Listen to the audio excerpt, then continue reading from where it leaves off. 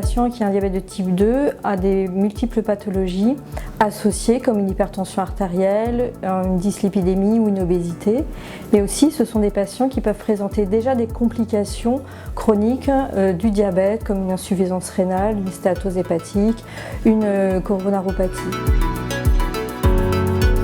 Pour améliorer la prise en charge de nos patients, pour aller vers une médecine plus personnalisée, nous avons besoin d'outils pour stratifier les besoins, les risques de nos patients. Par exemple, nous utilisons maintenant le score CALCI qui nous permet de stratifier le risque cardiovasculaire des patients et permettre d'orienter le patient vers des examens cardiologiques plus poussés.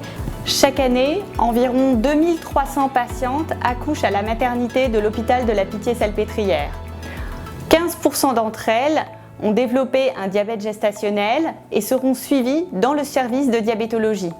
Mais il faut savoir qu'environ 30% développeront dans les 10 années à venir un authentique diabète de type 2. Ce que va apporter l'IHU, c'est de pouvoir mieux comprendre les mécanismes physiopathologiques qui sont à l'origine des complications du diabète et pouvoir intervenir sur ces complications avant la survenue des symptômes, sur le cœur, sur les vaisseaux, à des stades précoces du processus pathologique.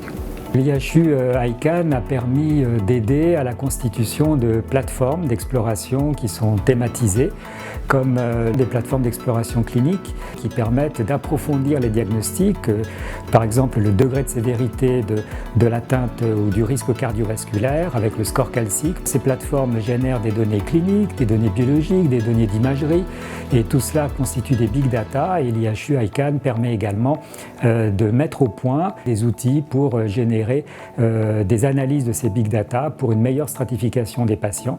Dans le cas du diabète, en fait, l'IHU a bénéficié de l'extraordinaire avancée des équipes du diabète dans ces prises en charge multidisciplinaires des patients diabétiques. Ça a été une matrice qui nous a permis d'avancer sur ces projets de parcours de soins. Ce qu'on a apporté au projet diabétique, c'est d'autres phénotypes et puis les interfacer avec les outils de recherche clinique, les cohortes d'investigation clinique. On a développé des nouveaux projets, notamment sur les conséquences du diabète sur le myocarde, sur la cardiopathie diabétique, pourquoi les patients sont exposés à des décompensations cardiaques. Donc on voit que c'est une interaction dynamique, mais incontestablement l'expérience des équipes de diabétologie ont été pour nous très précieuses pour la mise en place de ces parcours.